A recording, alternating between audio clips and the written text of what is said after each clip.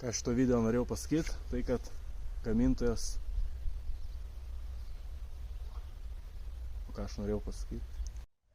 Norėjau pasakyti sveiki, mėsingo dūmo sekėjai ir nekentėjai. Noriu papasakoti jums apie anglis.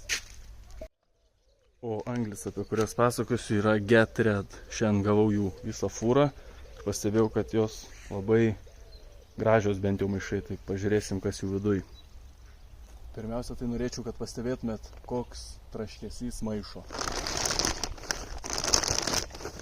Sausas, tvarkingas, nesunešiotas, nesudėvėtas. Net spalvos neišblūkė. Pasižiūrim, kas viduj.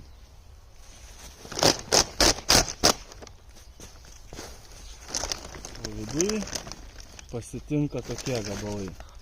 Tuo išversiu, pažiūrėsiu visą kūrinį. Verčiam.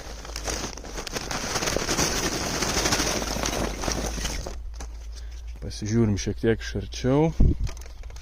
Tai va, ant pačio dugno. Tiek, kas, manau, yra normalu. Visi kiti gabalai yra sužievę, bet čia, manau, nematau problemos. 2 minutės parūks ir išsidegs. Ir norėčiau pastebėti, kad čia yra maišas iš pačio dugno, kas reiškia, kad transportavimo metu jį trina visi kiti maišai.